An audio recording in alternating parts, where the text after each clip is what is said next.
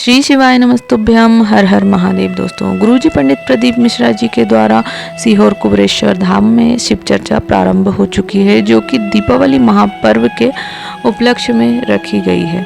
यह 3 दिवसीय शिव चर्चा है, जो कि 24 अक्टूबर, 25 अक्टूबर और 26 अक्टूबर 3 दिवसीय है। 24 अक्टूबर और 25 अक्टूबर को शिव चर्चा का समय सुबह 9 बजे से 10 बजे तक था और 26 अक्टूबर को 3 दिवसीय तीसरे दिन की शिव चर्चा का समय है दोपहर में 2 बजे से 5 बजे तक। इस शिव चर्चा का लाभ आप आस्था चैनल और यूट्यूब चैनल के माध्यम से ले सकते हैं।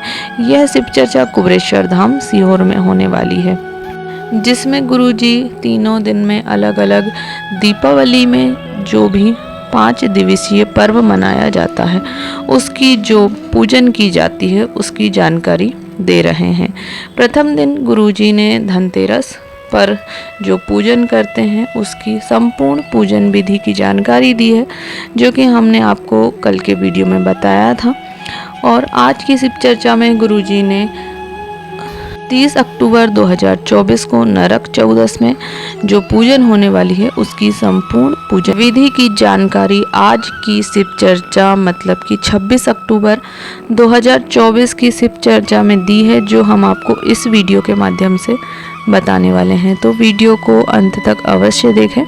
वीडियो उपयोगी लगे तो वीडियो को लाइक करें, शेयर करें। बढ़ते हैं विशेष जानकारी की तरफ कि नरक चौदस की पूजन हमें कैसे करनी है।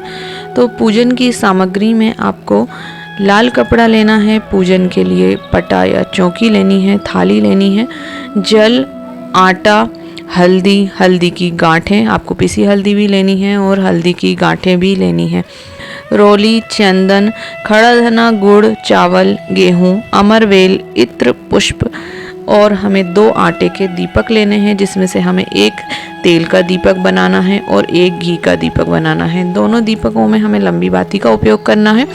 एक जो तेल का दीपक हम बनाएंगे वह हमें चौमुखा दीपक बनाना है, जिसमें 4 बातियां होनी चाहिए और थोड़ा बड़ा दीपक हमें बनाना है तेल वाला।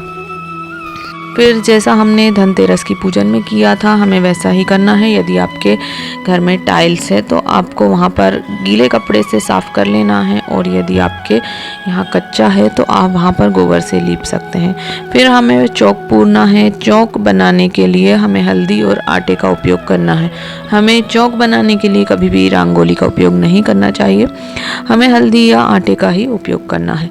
चौक के ऊपर थोड़े से गेहूँ या चावल के दाने रखेंगे। फिर उसके ऊपर हमें पटा रखना है। पटे के ऊपर लाल वस्त्र बिछाना है।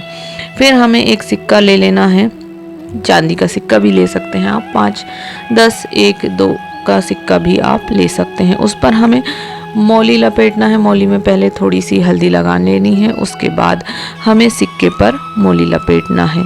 सिक्के को हमें कपड़े अर्थात जो चौकी हमने स्थापित करी है उस पे हमें सिक्के को स्थापित कर देना है। और सिक्का जो है वह माता लक्ष्मी का स्वरूप है। इस रूप में माता लक्ष्मी के इस रूप में हम सिक्के की पूजन करते हैं। सिक्के के लेफ्ट साइड पर हमें आटे का जो चौमुखा तेल का दीपक है वह हमें प्रज्वलित करना है, और सिक्के के राइट साइड पर हमें घी का दीपक प्रज्वलित करना है। यह तेल के दीपक में आप सरसों का तेल भी उपयोग कर सकते हैं। जो भी आपके पास तेल है उसका उपयोग आप कर सकते हैं। है कि लेफ्ट साइड पर सिक्के के हमें तेल का दीपक रखना है और राइट साइड पर घी का, मतलब हमारे सीधे हाथ की तरफ हमें तेल का दीपक रखना है और हमारे उल्टे हाथ की तरफ हमें घी का दीपक रखना है। हमें जो पूजन के लिए थाली ली है उसमें हमें हल्दी या कुमकुम से एक स्वास्तिक बनाना है और थोड़े से उसमें चावल के दाने डाल लेने हैं, और सभी पूजन सामग्री को हमें थाली में रख लेना है। पूजन सामग्री एक बार फिर से बता देते हैं। जल, हल्दी की गांठें, पिसी हुई हल्दी, रोली, खड़ा धना, गुड़, चावल, गेहूं के दाने, चावल के दाने, अमर बेल के 5 टुकड़े, इत्र, पुष्प, 5 कमलगट्टे, तेल का दीपक, घी का दीपक। ये तो हमने तेल का दीपक और घी का दीपक का तो हम बता चुके हैं कि हमें कहाँ पर रखने हैं। और मौली, हमें एक एक करके सभी सामग्री माता लक्ष्मी पर समर्पित करते जाना है। फिर हमें अपनी हथेली में 5 अमरवेल के टुकड़े, 5 हल्दी की गांठें और 5 कमलगट्टे लेना है और दोनों हाथों से हमें वह लक्ष्मी जी के ऊपर समर्पित करना है। अमरबेल गुरुजी ने कहा है वंश वृद्धि के लिए समर्पित की जाती है और कमलगट्टे माता लक्ष्मी को अति प्रिय होते हैं, उन्हें प्रसन्न करने के लिए समर्पित किए जाते हैं। यदि आपको अमरबेल नहीं मिल पा रही है तो आप अमरबेल की जगह 5 चावल के दाने भी समर्पित कर सकते हैं और यदि अमरबेल मिल जाती है तो बहुत अच्छी बात है। इसके पश्चात हमने जो घी का दीपक प्रज्वलित किया है उसे उठाकर हमें माता लक्ष्मी की आरती करना है और दीपक को हमें वहीं पर रख देना है। उस दीपक की हमें आरती नहीं लेनी है, यह बात का आपको विशेष ध्यान रखना है। धनतेरस की पूजन में भी गुरुजी ने यही बताया था कि आरती करने के बाद हमें आरती नहीं लेनी है और नरक चौदस की आरती करने के बाद भी हमें आरती नहीं लेनी है। आरती करने के बाद हमें जो चौमुखा हमने तेल का दीपक प्रज्वलित किया है हमें उसे उठाना है और हमें अपने पूरे घर में उसे घुमाते हुए ले जाना है। घर में जब हम दीपक घुमाते हैं तो हमारे घर के सभी जो दरवाजे होते हैं वह खुले होना चाहिए और हमें श्री शिवाय नमस्तुभ्यम मंत्र का जाप करते हुए वह घर में घुमाना है। हमें अपने घर का जो वॉशरूम होता है वहाँ पर उस दीपक को नहीं ले जाना है। पूरे घर के प्रत्येक कमरे में उसे घुमाते हुए हमारा जो मुख्य द्वार होता है उस मुख्य द्वार को के बीचों बीच हमें उस दीपक को रख देना है। फिर हमें माता लक्ष्मी के समक्ष आकर बैठकर झोली पसार कर उनसे विनती करना है कि माता आप हमारे घर में प्रवेश करें और निवास करें। इस प्रकार हमें माता लक्ष्मी से विनती करनी है और हमारी पूजा इस प्रकार संपन्न होती है। बढ़ते हैं अगली विशेष जानकारी की तरफ, जो कि आज की शिव चर्चा में गुरुजी ने एक विशेष उपाय बताया है जो कि सिर्फ हमें नरक चौदस पर ही करना है।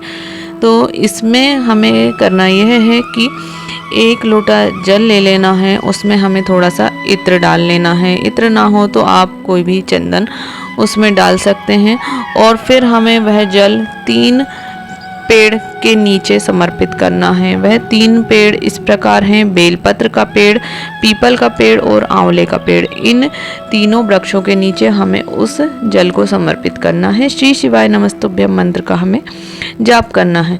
इस उपाय को हमें करना कब है? यदि आपके जीवन में बहुत दुख है, कष्ट है और कोई बड़ी बीमारी है, आप हमेशा बीमार रहते हैं या कोई भी संकट आपके जीवन में चल रहा है, तो आप नरक चौदस पर इस उपाय को अवश्य करें। इस उपाय को करने से आपके जीवन में जो भी समस्याएं चल रही हैं, जो भी संकट परेशानी चल रहे हैं, वह अवश्य समाप्त होते हैं। इस उपाय को हमें धनतेरस या दीपावली पर नहीं करना है।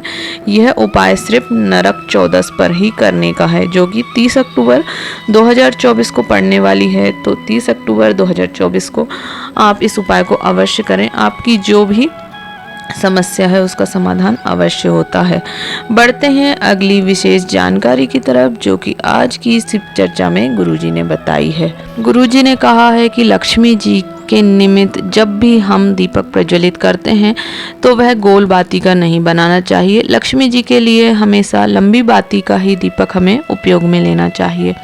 बढ़ते हैं अगली विशेष जानकारी की तरफ। गुरुजी ने कहा है कि कार्तिक के महीने में जो पीपल का वृक्ष होता है, आंवले का वृक्ष और बेलपत्र का वृक्ष होता है, इन वृक्षों के नीचे हमें एक दीपक अवश्य प्रज्वलित करना है। कार्तिक के महीने में भले हम एक बार करें, क्योंकि कार्तिक के महीने में इन वृक्षों के नीचे स्वर्ग का वास होता है और तुलसी का वृक्ष जिसके घर में भी होता है तो तुलसी की जड़ में गोलोक का निवास होता है। कार्तिक के महीने में तुलसी का पूजन का विशेष महत्व होता है और तुलसी के नीचे दीपदान का भी विशेष महत्व होता है। तो सभी को अपने घर में तुलसी के नीचे प्रदोष काल में एक दीपक प्रज्वलित अवश्य करें। और यदि आप यह तीनों वृक्ष बेलपत्र, आंवला और पीपल के वृक्ष के नीचे भी यदि दीपदान कर पाते हैं तो इन वृक्षों के नीचे भी दीपदान अवश्य करें। वीडियो में दी गई जानकारी यदि आपको उपयोगी लाभप्रद लगे तो वीडियो को लाइक करें। श्री शिवाय नमस्तुभ्यम। हर हर महादेव।